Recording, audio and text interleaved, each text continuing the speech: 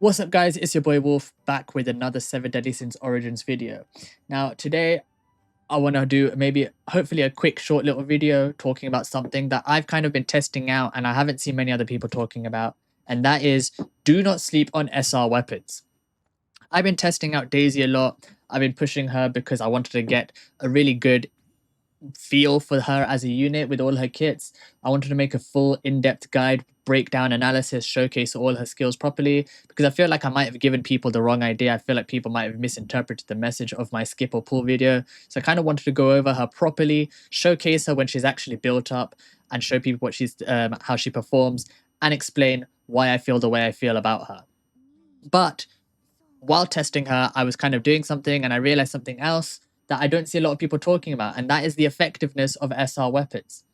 SR weapons are much easier and faster to max limit break, as well as being cheaper to upgrade and level up. They have so much value that people kind of sleep on and don't necessarily talk about, or people underestimate. There is a tendency for people to think, I need to fill in all my slots with SSR weapons eventually because, well, they have the biggest attack, they're SSR, they're probably the strongest. Not necessarily true. For starters, it is much harder and much longer to limit break an SSR weapon compared to an SR. Why? Well, to limit break an SSR weapon, you need either these universal stones, which as of now only come from the first time rewards from doing your abyss modes, or they come from actually just, or they come from the shop. If you're a pay to win player, you can buy them in the loyalty shop. But obviously, that's not something that a free to play is going to be able to take advantage of. The other way to limit break your SSR weapon is by actually farming abyss mode to farm limit break stones. But the catch with that is there's already only a 20% chance for a limit break stone to even drop. And then it's an 8.3% chance to get the one that you want, for the weapon type that you want. So it is going to take so long for someone to eventually be able to limit break and upgrade and max limit break their SSR weapons.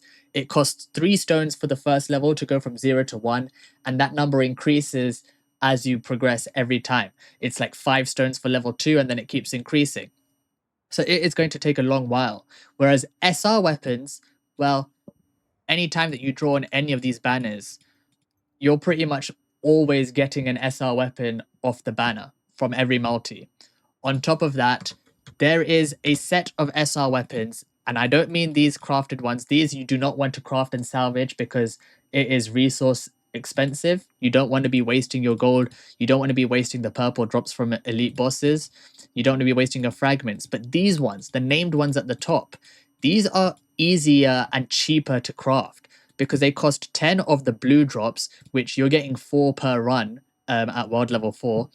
And then it costs 6 silver ingots, which silver is so much easier and quicker to farm in the open world because there's tons of it out there. So you can craft these, and there's 12 of these weapons, and you can craft one every week, and then you can salvage them. If we go to the salvage, you can go here, and you can salvage the weapon. I don't have one of those to show you at the moment, but if we just show any weapon, whether it's the crafted ones, or whether it's like one of the ones from the banners, you will always be getting 5 limit break stones per weapon, and then a few fragments on the side. So you can get a ton, you can get up to 60 SR limit break stones for free every week. And you can use that to max limit break an SR weapon. Now, what does it max limit breaking an SR weapon do? Well, for starters, if we take a look at it, you're increasing your base attack. So at 0, this has a base attack of 641. This is, what level is this weapon? This is at a level 10. At level 10, this weapon has 641 base attack. But now if we max limit break it, it's got 962. That's higher than the 700 or something that you would get from an SSR weapon. On top of that, if we take, for example, if we compare 2 weapons, I think I have 2 that I can compare. I don't have an exact comparison. I've got this max limit broken Grimoire on Daisy, which currently has attack of 2024, and that's on a level 30 support weapon. Now, if we compare that to, I don't know, like, let's take Diane's Nunchucks, for example, which is also level 30. That only has 1533 at 0 limit break. And obviously, it's going to be much harder and much slower to limit break this weapon, which means I've just gained 500 base attack from this SR weapon instead. So you will be able to get more attack out of an SR weapon eventually because they are easier and faster and cheaper to fully limit break compared to an SSR. The other reason why you don't want to sleep on SR weapons is because of the effects that they have. And this is where you kind of want to really start paying attention, because you want to think about the units you're using, what their kits are, what their playstyle is, and the kind of synergies they have. For example, on Meliodas, you definitely want to be using the SSR weapons. But why? Because the way the SSR weapon effect works is when you activate a burst, you increase your attack and crit chance for a set amount of time. And the way Meliodas as a darkness unit works, if you're using him correctly, you're pretty much always activating a burst whenever he switches in and does any damage. So you will always be activating this buff. You get insane value from that. But if we take, for example, someone like Daisy, for example, with her lightning spec, well, if I was using this, I guess maybe this isn't the greatest example, because you can actually fill in the burst decently with Daisy's shocking street lamps and activate this buff. And you can also, if you're using Daisy and Manny together, they do have a combined attack. Manny's holy spec and Daisy's lightning spec does have a combined attack. I'll go over this in the in-depth Daisy video that I'm talking about. But you've already got the SSR weapon on Meliodas. This thing doesn't stack. It's just a buff. If anything, you'll just reapply it and refresh it. Whereas you'll get so much more value if you use something like this, the Blazing Grimoire, which is what I've been using on my support Daisy on her lightning spec. At max limit break, attacking an enemy who has max HP increases their damage taken by 50% for 20 seconds. For the first 20 seconds of a fight, you are doing 50%. All your damage is increased by 50% against the enemy. That is massive, massive value on a unit that doesn't really care about having a high attack stat, because their only job there is to apply buffs and debuffs.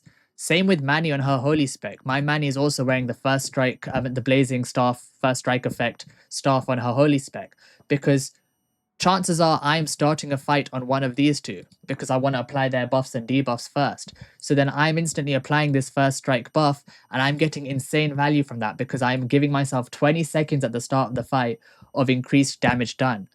And then I can go into my Diane and use her SSR weapon to activate the Earth Burst, get this buff. Then I switch into Meliodas, activate the Darkness Burst and use this buff. Or even if I'm using the Longsword, which I've been using right now, which has a different effect, I'm still using my Diane's Gauntlets to activate the burst.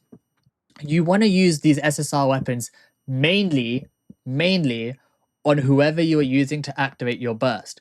So for example, Diane on her Gauntlet spec wants these SSR weapons for sure. She's getting max value out of this weapon. Jericho on her, I think it's her Dual Swords one. I don't have Jericho, but I think it's her Dual Swords one that people use to activate her burst, to activate Cold Burst. So you want to use it on that. You want to use it on Tristan's Fire spec where he activates Burst really well. Even his Wind spec, you might want to use it there because he's activating Burst. On those kinds of specs, you are getting maximum value out of it. You're also getting decent value out of it if it's a main DPS spec and you just need the highest attack possible and you don't have an alternative.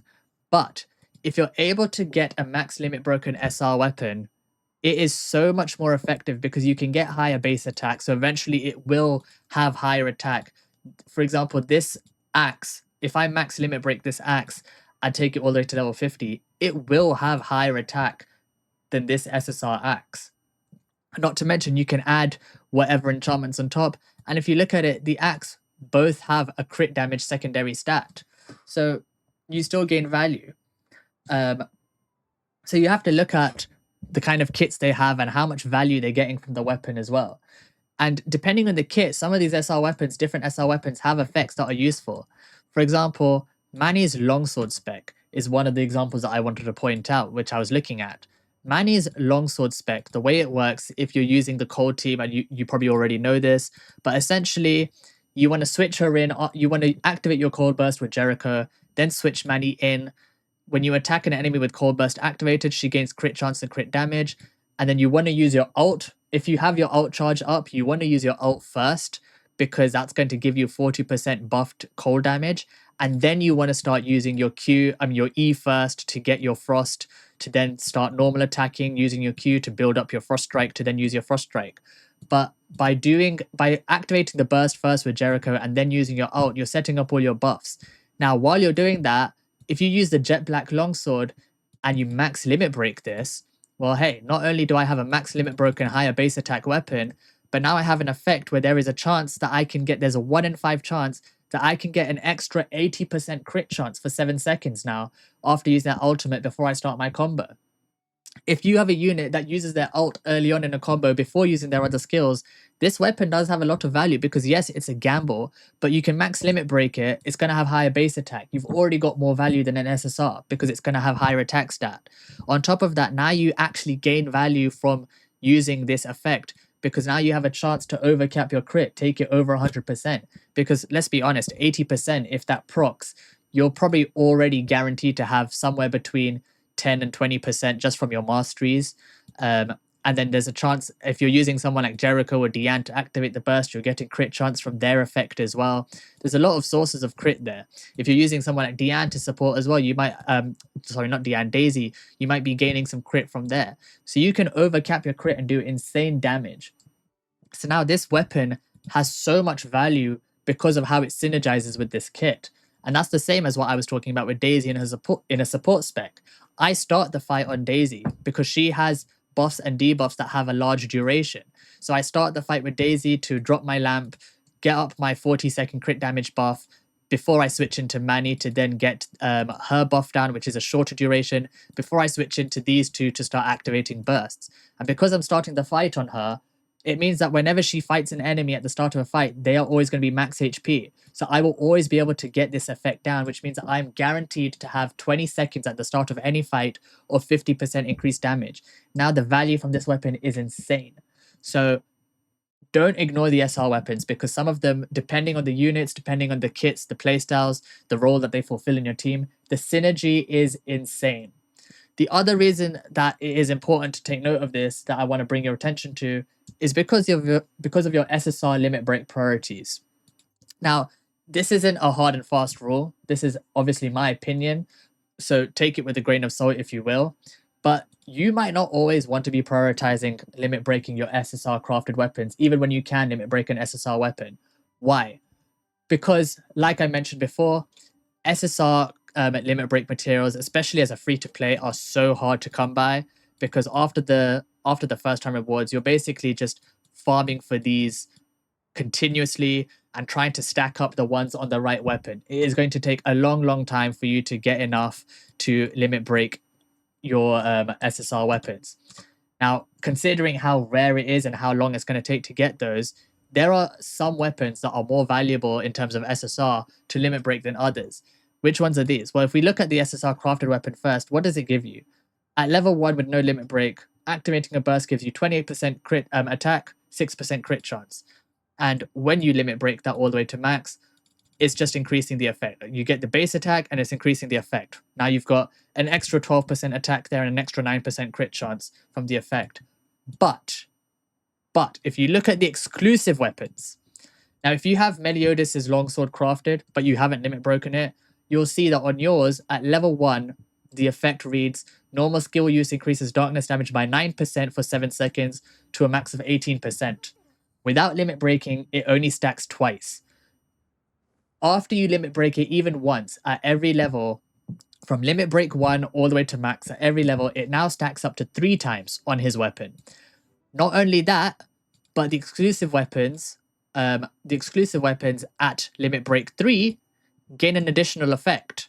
Using the normal skill consecutively within 5 seconds on an enemy with a burst activated increases your ult damage for 5 seconds. Now, if you've used Meliodas' longsword kit and you've used that spec and you know the playstyle, then you know that you're almost always using your normal skill consecutively within 5 seconds. It's always on an enemy with a burst activated because you're activating your dark burst when you bring him in, which means that you are always going to give yourself this ult damage buff. So now this weapon is not only buffing our darkness damage from using our normal skill, which is just part of the playstyle, but using that normal skill is also buffing our ult damage, which means that we can finish it off with a big, massive ult.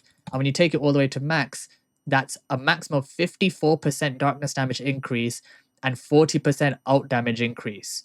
So that is insane value from upgrading his exclusive weapon. Similarly with Daisy's, if you look at hers, each ult damage boost received increases earth damage by 2% for 10 seconds to a max of 22%. If you know how her Earth kit works, the ult damage boost is basically the energy charge stacks that she gains from draining her from using her skills or draining your ult gauge. And when you get to 11 stacks, you will fully stack up this Earth damage boost up to 22%. But now, if you limit break it even once, we're now stacking up to 15 times. You need 15 stacks to get an even bigger buff. So 4 extra stacks, you're getting a bigger buff. And again, if we take it up to limit break 3, extra effect. The special attack cooldown decreases by 50% if 12 or more stacks are active. So now that means that when you're mounted up on Daisy, for example, when you're mounted up on Dombey, on the bear, and you use your massive, charging up the massive punch that the bear gives, now if you've got 12 stacks, you're going to have 50% reduced cooldown. It's going to reset faster. You can use it more often. You can start stacking up your energy stacks 230 even quicker to then pop out an ult even sooner. So then you're not wasting as much time during that Earth burst. If you take this all the way up to max, special attack cooldown decreases by 100% if 12 or more stacks are active. So if you've got 12 stacks or more, you can basically instantly, every 6 seconds, you can get an instant reset on your Q, which means that you'll be able to charge up your energy charge stacks to 30 so much quicker, so much more effectively, and get your ult out sooner and cycle through in that Earth burst even faster. And on top of that, you're now getting a 60% Earth damage boost. So the value from upgrading these exclusive weapons is so much more insane. And I imagine that when Escanor comes out, he's going to have an exclusive axe weapon, which will come out with a skin banner with his Sacred Axe Rita, the same way we got an exclusive longsword for Meliodas with the Lost Vein skin banner. I imagine Escanor's will be an exclusive axe with the Sacred Axe Rita banner. And so he will probably have an exclusive effect for his kit as well, which has some insane effect that increases as you limit break it with an additional effect at limit break 3. So with how rare and expensive and hard it is to get SSR limit break materials, depending on what units you have, what units you use, what kits you use, you might want to prioritize limit breaking their exclusive weapons over the SSR crafted weapons. Because the value that you would get from increasing this effect and gaining the additional effect might be more valuable than what you would get from gaining yourself an extra 12% crit and 9% crit chance. So taking that into consideration, if you're prioritizing exclusive weapons over SSR crafted weapons, well, now your SSR crafted weapons are going to stay at their lowest base attack that they will be because they're not limit broken. So compared to an SR weapon that can max limit break, now these weapons again have much more value, because not only can you get the max base attack from max limit breaking, but the effects they have, depending on the kit, the playstyle, have insane value. So that's why I wanted to just this isn't a hard and fast rule. I'm not saying that this is the right way to do it or this is what's best in slot. I haven't tested enough to definitively say this is best in slot. But from my own testing and from looking at how these kits and synergies work, I think that it is important to take note of the fact that these SR weapons do have a lot more value than what people might think. So do not sleep on them. That's it from me, guys. That was just a quick short video about SR weapons and the value that they have. Obviously, I'm still doing a lot of testing with Daisy. I am preparing to do a big video. I don't know. I mean, it is going to be a big video, but a lot of you guys don't seem to respond well to the long video, so I don't know how you guys will take it. But because of the responses I got from my last skip or pull video for Daisy, I feel like what I was trying to say was misinterpreted. So I will be doing an in-depth Daisy video where I talk about her specs, her teams, her synergies, and what my verdict is on her and why I feel the way I feel about her. But just as a preface to that video, I do want to point out she is not a bad unit. I was not saying she's a bad unit. I was merely pointing out that compared to the resources we have in game and the banners that we have coming in the future, she might not be the highest priority must pull for free-to-play units, for free-to-play players, sorry, compared to someone like Escanor.